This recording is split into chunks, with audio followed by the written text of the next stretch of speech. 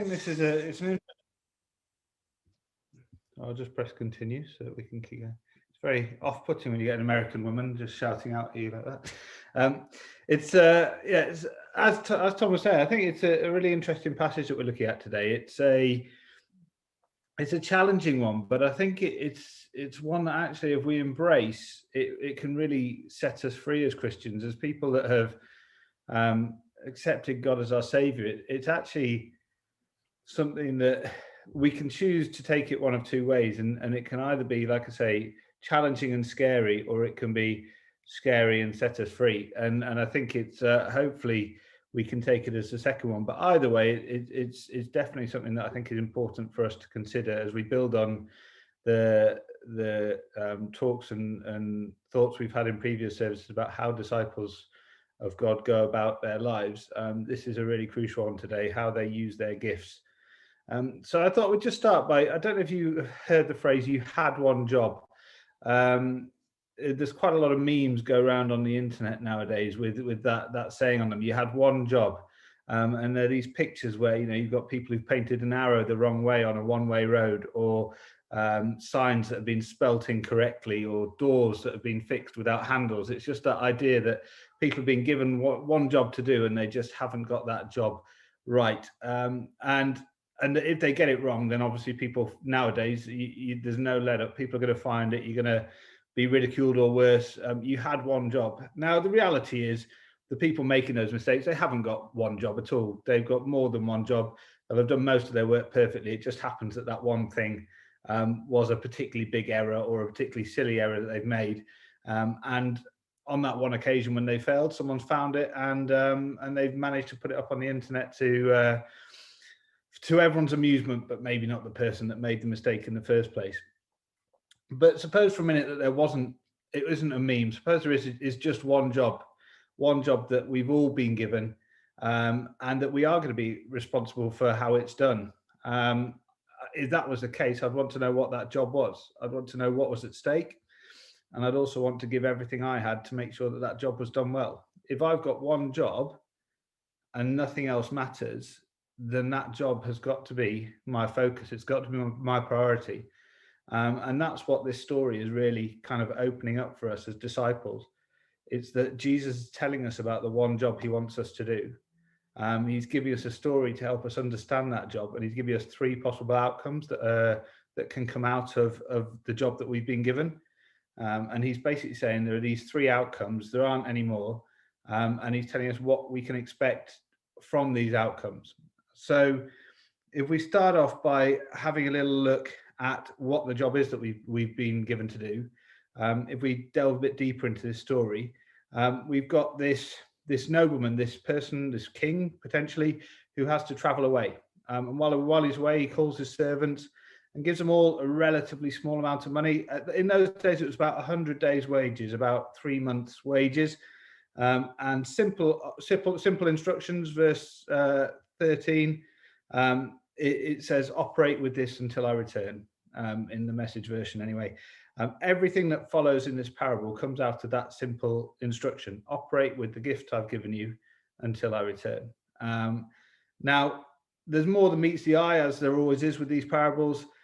Jesus was around Jericho when he told this story, near the palace of Herod Archelaus, and basically Jesus was using Archelaus as a bit of an example. He was somebody who had lived around there, had traveled to Rome to receive the blessing of his rights to rule that area, but the Jewish embassy opposed him, and Archelaus came back and took his revenge on them. So basically, it would be like us saying, or me saying, a few years back in America, there was a president who bugged the White House, tried to cover up the break-in of an office complex, and had to resign in disgrace. Now, most of you would know that I would be talking about Nixon at that stage.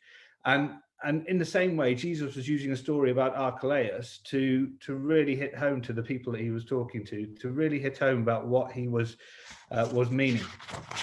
So the disciples could relate to this. They could put it into their own lives, and then Jesus can use that for the parallels that he's trying to talk about. As he approaches Jerusalem, he realizes that people expect him to take the throne and become king, but he knows that that's not what's going to happen in the way that people expect it to.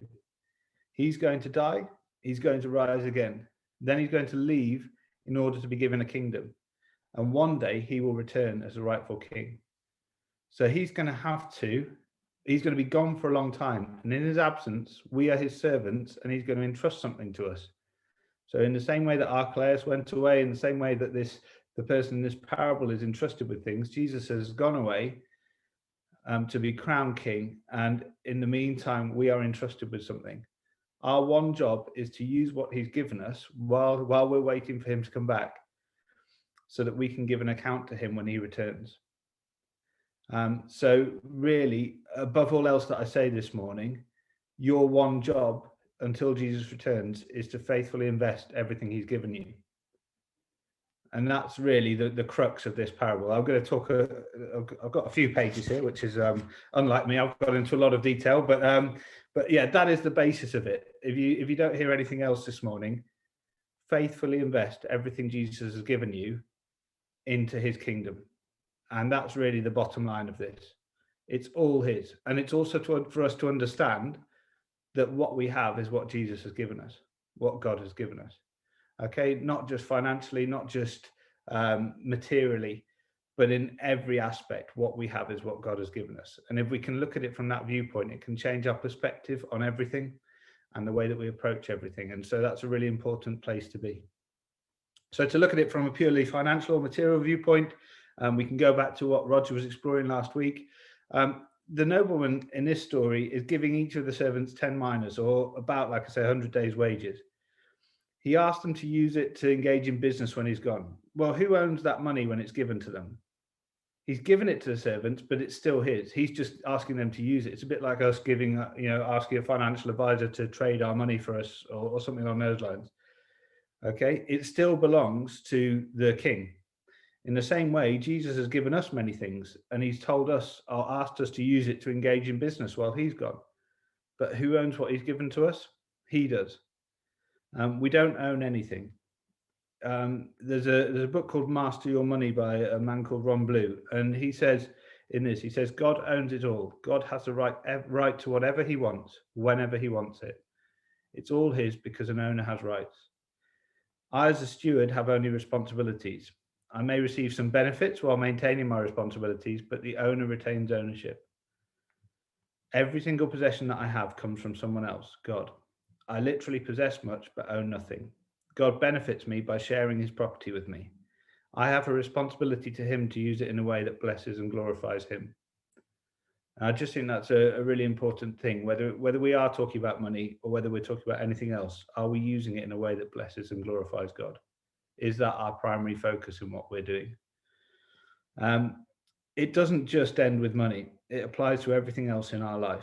It applies to our gifts, our influence, our money, our knowledge, our health, our strength, our time, our senses, and it goes on and on and on. Our knowledge of the Bible, are we being open with that? Are we sharing that? Are we using that to glorify God? If we turn it around and we accept that we own nothing and we manage it on behalf of God, it means that when we go to work, we're not working for our boss, we're working for God. We're approaching our tasks with the mindset that we are doing everything we can to glorify God. It doesn't mean that you can't choose to be a lawyer or choose to be an ambulance technician or this or that or whatever. It doesn't mean that the only job you can do is to be a preacher or a servant in the church. But it does mean a change of mindset as to how we work and what the purpose is for you. By adjusting our why of the jobs that we do and the purpose of how we use our gifts, we can also adapt how we see the reasoning behind our talents and success and where we give the glory and praise when we have success. To use an example from something that I'm particularly passionate about with sport, we quite often, you'll see sportsmen or women giving praise to God when they win. Particularly those of faith. Maybe not often enough, but many do. And to be radical, we could ask, how often do we see them giving glory just for being there in the first place? Win or lose, playing well or badly, being the best or just being there. How often do we see them thanking God for the gifts they've had to just be able to go out and play? How often do we thank God when we have to go to work in the morning, when we wake up and we think, oh, it's Monday morning, I've got to go off to work? How often do we think, God, that's fantastic. Thank you. It's Monday morning. Thank you. I'm awake. Thank you. I get to go out and represent you today at work. Thank you for giving me the opportunity to use the gifts that you've given me in that place. Do we do it multiple times a day? Do we do it when something goes wrong? Do we do it when we get a challenge that actually we will grow out of, but it's a tough thing to go through? Do we see problems in our life as an opportunity for God to work miracles and or to use us? Or do we just see them as big obstacles and all we have to do is just somehow climb past them? It's really challenging, particularly in today's culture where self-help and self-made are two often repeated phrases with huge meaning that they get a lot of focus on. Instead of that, as Christians, I would say probably we ought to be thinking of replacing self-help and self-made with God help and God made. You know, where are we with that? Do we try and fix things ourselves, or do we let God fix things for us and then praise him and tell everyone just how wonderful he's been in doing that? I think really important for that. We can see it as scary or it can set us free.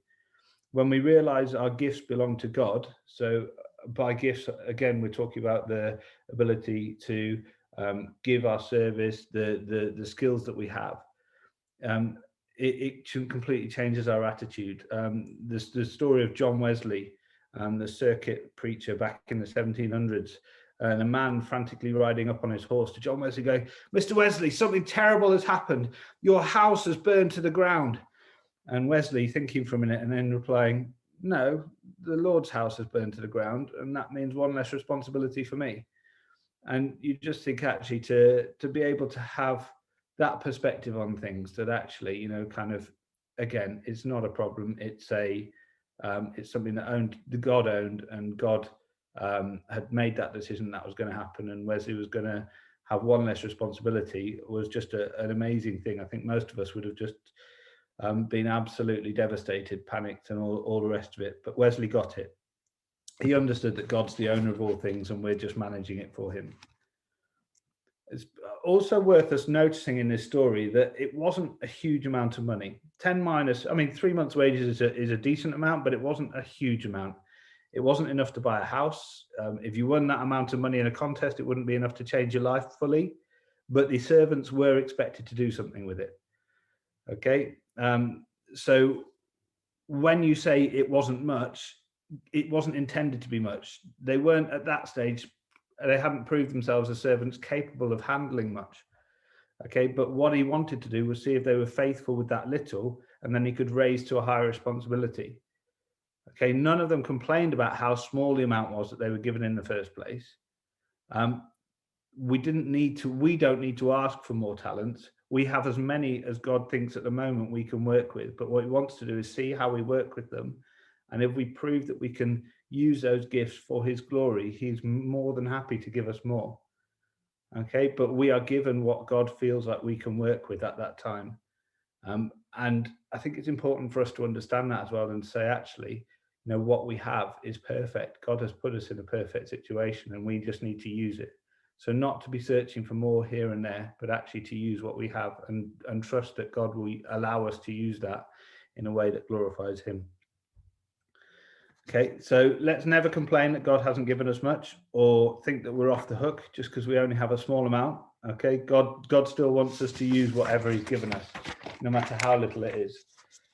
So whether it's time, money, the skills that we have, let's use it. If you like to play sport but you're not that great at it, that doesn't mean you can't go and do it to glorify God at whatever level you want to do it at. Okay, if you like to play music and honor God through the way you play music, exactly the same. Don't put yourself and God's gifts into a box because you don't want to put yourself out there for him. He's given us freedom in how we use what he's given us. He says, engage in business. In this story, the king says, engage in business until I come. There's no detailed instructions. He doesn't say you have to do it in this way, you have to do it in this way. He gives us freedom, but he does want us to make a profit. He wants us to make ourselves better. He wants us to use the gifts that he's given us and make a profit with them. Invest what we have in him. Okay, we've got freedom to do it, and you can know what God's will is for your life with absolute clarity. He wants you to be saved, spirit-filled, and once we're saved, he then, after that, we have the freedom to do with that salvation what we wish. But he wants us to make a profit for him. He wants us to bear fruit for him. Okay, God's been generous to us. He's given us families, education, careers, possessions, time, but they're all lent to us. I still come back to a wonderful story we had where somebody in a church we belonged to, somebody came and stood at the front, and it was a week after they had lost one of their children in a car crash. And I couldn't believe that they were standing at the front, really, kind of praising God and giving glory. And the pastor at the time said, "Look, it's amazing that you're here, and how come?" And he just stood there and said, "Well, you know, our child was just lent to us, and now they're back home with their father." And I just thought that really sums it up for us, you know, for us to have that perspective that whatever we have doesn't belong to us. They are gifts. We can enjoy them, we can work with them, but actually it belongs to God. It all comes back to him. So if we understand our job and we understand that we have been given things, we are to make them grow in whatever way we can, for God's benefit and for God's kingdom, but that we know that those things are really God's and that one day he will come back for them, then how are we going to go about that? There are these three possible outcomes then. So the first one is rebellious. You had these citizens who hated the king and sent a delegation after him saying, "We don't want this man to reign over us." It's not hard to figure this one out. There are so many people in this world who either don't know Jesus as king or refuse to accept him as king. It's the outright rejection of Jesus, and the results are deadly for us. When the king comes back in verse 27, look what happens. "For those enemies of mine who did not want me to reign over them, bring them here and slaughter them before me." It's quite a tough verse to hear, but it is that message that when Jesus returns, you know, as we see in Revelation, there are going to be two sets of people, the ones that are taken into the kingdom and the ones that aren't. And it is a message that we need to hear and we need to be prepared to understand. So you've got that rebellious category. Okay, some people will openly reject Jesus. There isn't a neutrality here, guys. You're either for him or you're against him. He offers forgiveness, and if people want to take that forgiveness, that is always there and available for him. But sin is the rejection of God's authority, and in his grace, Jesus will forgive those people, but those who rebel against him, there are dire consequences. Then there's the second category, the faithful ones, the second group of people. One servant reports that his miner has made 10 miners more. He's made 1,000% profit. Impressive. The nobleman says, "Well done, good servant. You've been faithful in very little." And this comes back to what we said before. If you're faithful in very little, you get more. You shall have authorities over 10 cities. Okay, he commends the servant. He says, "Well done, good servant." He gives a reason for why he's pleased with him. You've been faithful with very little. And then he gives him promotion. You'll have authority over 10 cities. The same with the second servant. He's proved that he made a 500% profit, and he's put in charge of 5 more cities. When Jesus returns, he will see our faithfulness. He will judge it. Those who are found faithful will be rewarded generously. Okay, and the same with how God gives us in our lives here.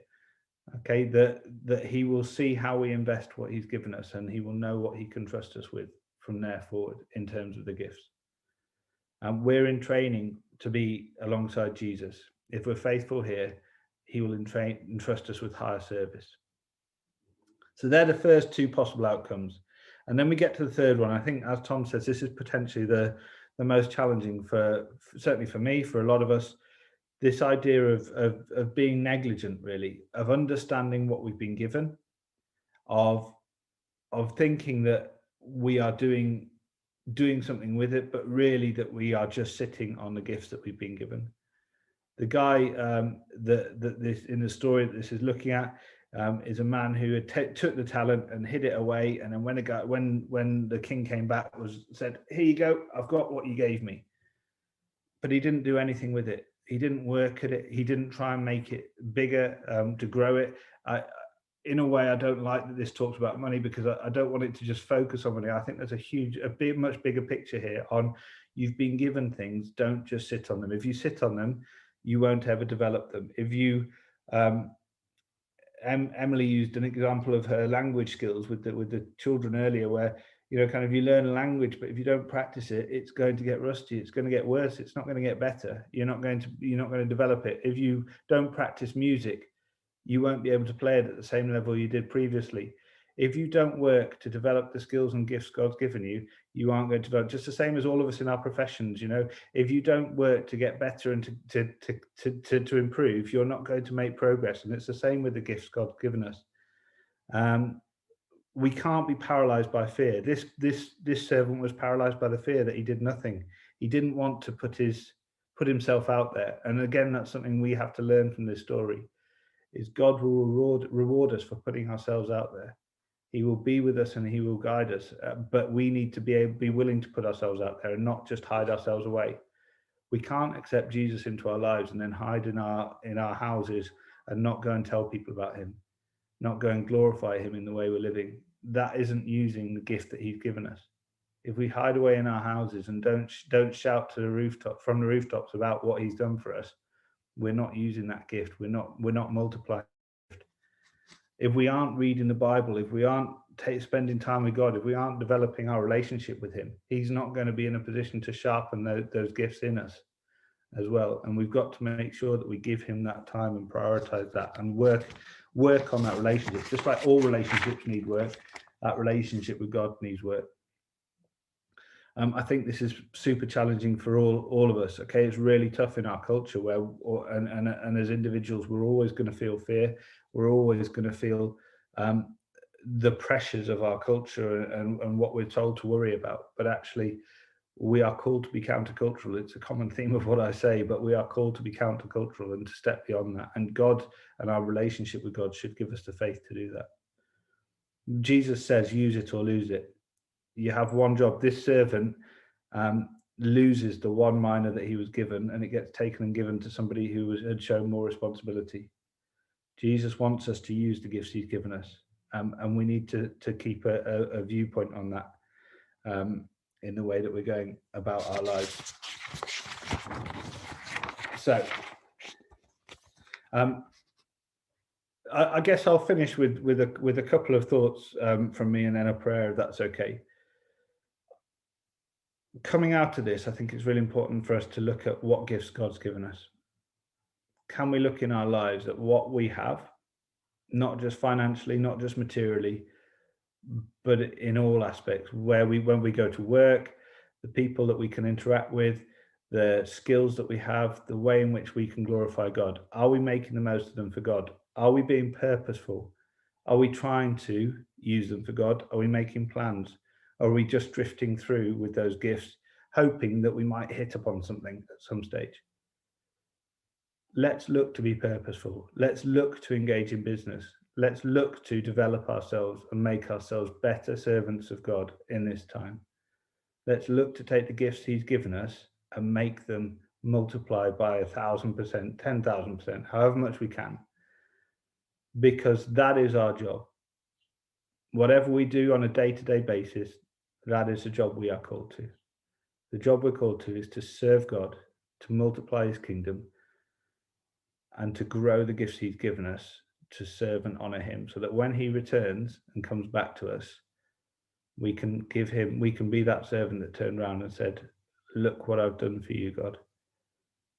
And don't get me wrong, you won't get it right every day, and we will have slip-ups, but we have a forgiving God and a caring God, and if our heart is in the right place, you will see that growth of God's gifts multiply in you. And I think that that's the crucial thing here, is being prepared to put ourselves out there, but being purposeful as well, and looking to make a plan. So, if it's okay, Tom, I'll just finish with a prayer, and then I'll hand back to you.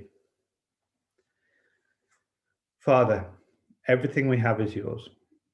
We don't own anything. We don't own our time, our money, our jobs, or anything. It's all yours. And we realize that one day soon, we will stand before Jesus and give account for everything he's entrusted to us. On that day, it won't matter what anyone else says to us. We want to hear from Jesus. Well done, good servant. Today, Jesus reminded us there are only three categories of people. For anyone who recognizes themselves as a rebel today, who hasn't bowed the knee before Jesus and acknowledged him as King, I pray that you help them to do that today. I pray that you will guide them and comfort them and support them to recognize you as King and to see what an impact you can have in their lives. Jesus is the only King who died for his rebels, who joyfully gave his life so rebels could be forgiven, not judged. Thank you for sending your Son for rebels like us so that we could be forgiven and become his servant. Father, help us to realize we have one job until Jesus returns, to invest everything he's entrusted to us. The greatest danger is that we look like servants but live like rebels, that we don't engage in business until he comes. So help us. Right now, Lord, reveal areas of our lives in which we're not engaging in Jesus' business. Thank you that you haven't given us detailed instructions, that you've given us freedom to figure out how to invest what we have. Help us as we think about how to do that in our lives. Help us to use everything we have in your service to live for you and not for us, for then, not now.